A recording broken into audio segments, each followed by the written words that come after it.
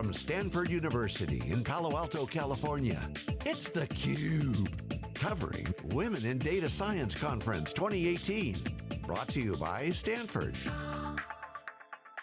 Welcome back to theCUBE. Our continuing coverage of Women in Data Science 2018 continues. I'm Lisa Martin, live from Stanford University, and very excited to be joined by our co-founder, co-CEO of SiliconANGLE Media and theCUBE, John Furrier. John, what an amazing event, the third annual WiDS event, the third time theCUBE has been here. This event, the energy, the momentum, the excitement, you can feel it. I really wanted to interview with you all day, but I wanted to make sure that we had the right women in tech, women in data science. You're an amazing host, I thought it was awesome. What a great powerhouse of women, and it's just such an honor for the theCUBE team and SiliconANGLE to be here. We're listed as a global innovative sponsor on there, so it's like the recognition is because they have high integrity. The organizers, Judy, Karen, and Margot, when we first met, when they first started, can you bring theCUBE? Of course we will. And because we knew the network effect was big here. They were early on and they took a great approach. They really nailed the positioning of the event, used Stanford University as a base, established a global community, which they have now done. It is so successful. This is the future of events, in my opinion. The way they do it, the way they bring in the content curation here at Stanford, but it's open, it's inclusive. They created a network effect with satellite communities around the world. They've created a VIP network of power women, and it's a shortcut to trust. This is the trusted network of women in data science. It's super exciting. I'm so proud to be part of it in a small way. They get all the credit, but just capturing all the data. The interviews are great data. You've done a great job. The conversations were amazing. The hallway conversations were great. It was just fantastic. Yeah, it was fantastic, and thank you for handing the keys to theCUBE to me for this event. The remarkable thing, one of the remarkable things to me about this event is they have, in third year, they're going to reach 100,000 people with this event.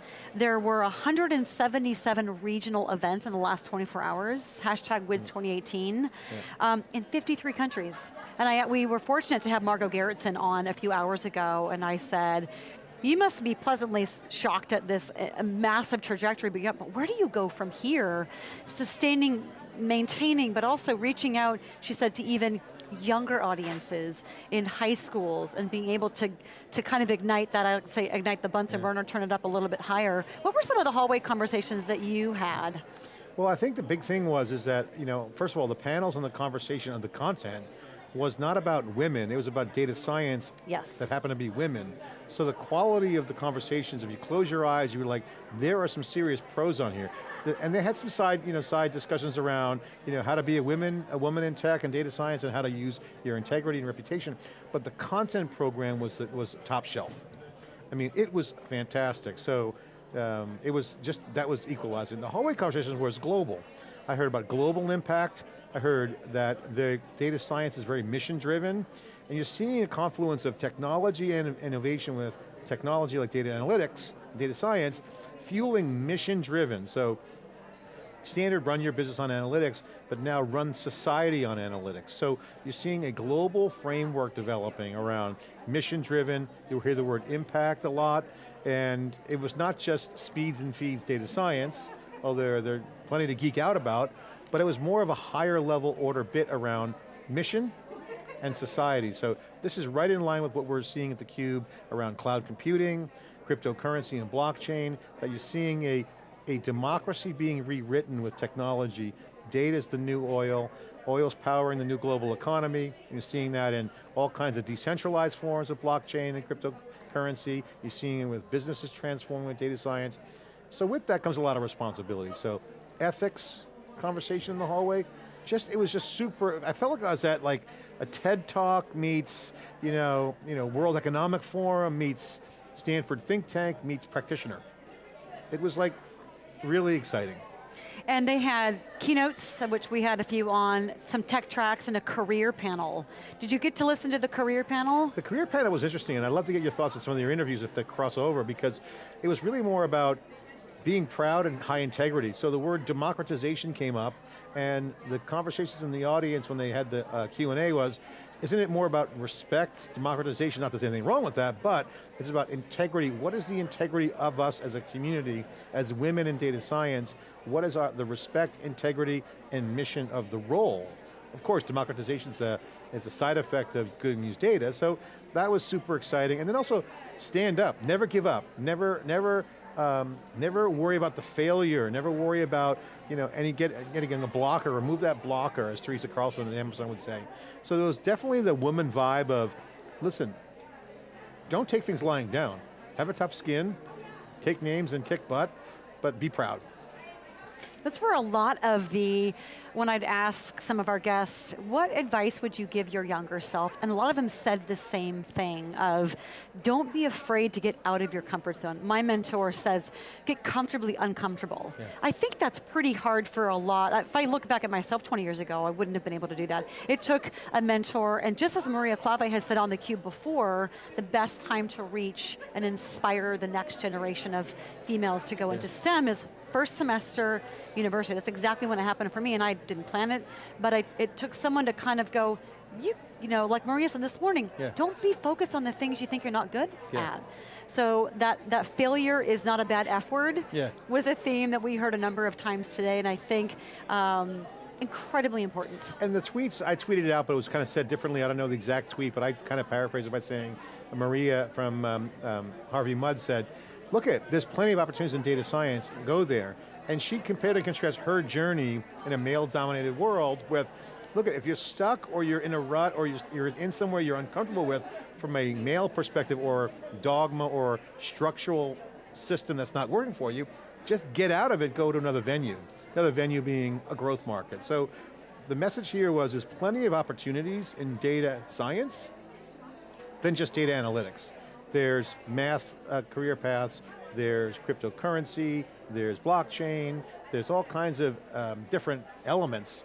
Go where the growth is. So if you go where the growth is, you can pioneer and find like-minded individuals.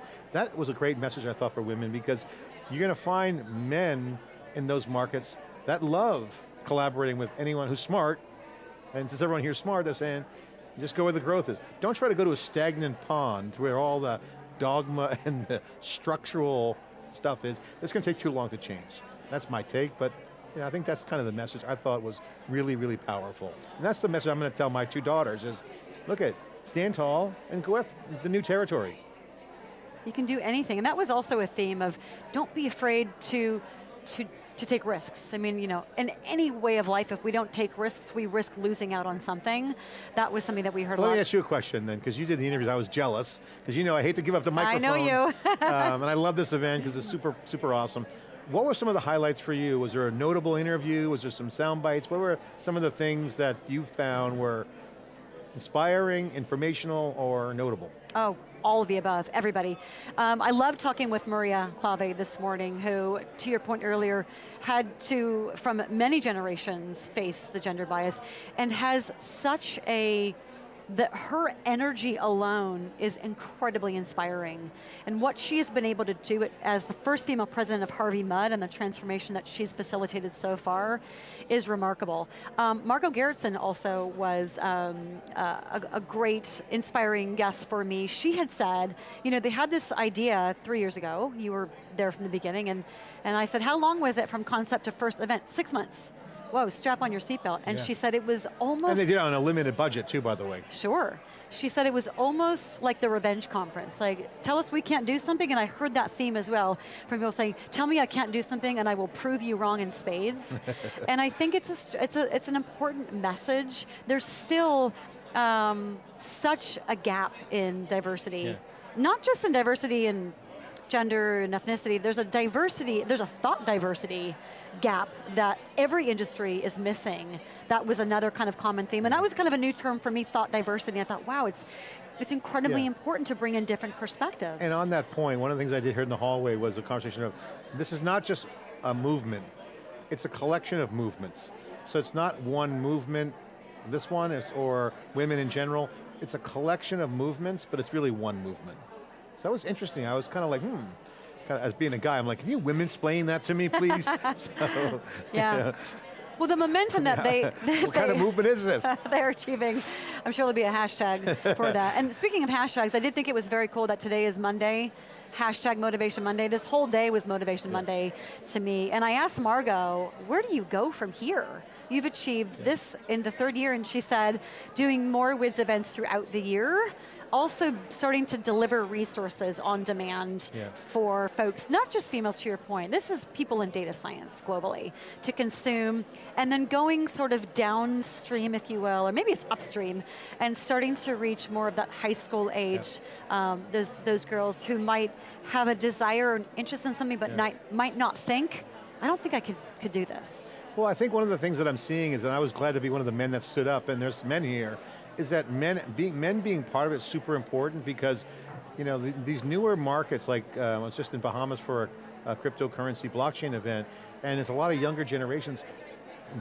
The whole gender thing to them, they think is nonsense. They should be all equal. So in these new growth areas, they're kind of libertarian, but also they're really open and inclusive. It's because they're open source ethos. So I think for the younger generation in the youth, we can kind of set the table now, right? So like, and men got to be a part of that. So to be that kind of world where the conversation isn't about women in tech means it's all good now, right? Yeah. So the question we've had on theCUBE is, when we're done with the diversity and inclusion discussion, that means we've accomplished the goal, which is there's no longer need for that discussion because it's all kind of leveled up. So I mean, long ways to go for sure, but I mean, that's the goal. And I think the younger generations are like, you old people are like, we don't view it that way. So we hope that structurally, you have these kinds of conferences where the conversation is not about just women, it's about the topics and their gurus at their field. To me, that is the shining light that we want to focus on because that's also inspirational. Now, the stuff that needs to be fixed is hard conversations and it's tough, but you know, you can do both. And I think that's the message that I hear here. Phenomenal. Great to hear though, from your perspectives, from what you're hearing with the millennials on the next generation going, why are you even talking about this? It would be great if we eventually get there, but some other things that are really key, and some of these companies are WiDS sponsors, Intel and SAP, and what they're doing to achieve really aggressively much more gender diversity. We heard Intel talk about it, we heard SAP talk about it today, Walmart Labs as well. And it's still obviously quite a need for it. The pay gap is still off, right? Way too off, yes. So that is like, that conversation needs to happen. I'm not trying to minimize that with my other point, but we've got to get there. The other thing that's really off, the pay thing has got to get leveled up, and people are working on that. That's great, let's see the progress, let's look at the data. But the other one that no one's talking about is that not only is the pay a problem, the big problem is the titles. So we've been looking at data amongst a lot of the big companies. Women are getting some pay leveled up, but their titles aren't. So there's still a lot of these little things out there that matter. She's only a VP and he's an SVP, but she's actually operating at an SVP level or senior director. I mean, this is happening. So much more work to do. But again, the more that they come in with the skills that they got, like in here, and the curriculums that are forming, the networks that are forming, the VIP trust influence networks, it's just phenomenal. I think this is going to really accelerate the peer review, the peer relationships, access to the data. It's just the more the merrier. Shine the light on it, turn the sunlight on. Exactly, shining a light on the awareness that they're generating, and also that we have a chance to share through theCUBE and bringing more light to some of these things that you talked about, the faster, like you said, the more we're going to be able to accelerate making this a non-topic. theCUBE's mission is to open the content up, get the conversations, document the folks, get them ingest into our network, share our networks, open content. The more that metadata and that knowledge can share digitally, that is the mission that we live for, as you know. We love doing it. You did a great job today. Thank you, it was my pleasure. It's an inspiring event, even just getting prepped for it, and you can hear all the buzz around us, everyone, that it's cocktail probably party feels time. It is cocktail party time, feels pretty darn good. Well, John, thanks so much for being our fearless leader and allowing us to come here. We want to thank you for watching theCUBE. We have been live all day at WiDS 2018. Join the conversation, follow us at theCUBE, join the conversation with hashtag WiDS 2018, and please join the conversation and share the videos of some of these fantastic leaders and inspirational folks that we had on the show today. For my co-host, John Furrier, I'm Lisa Martin. We'll see you next time.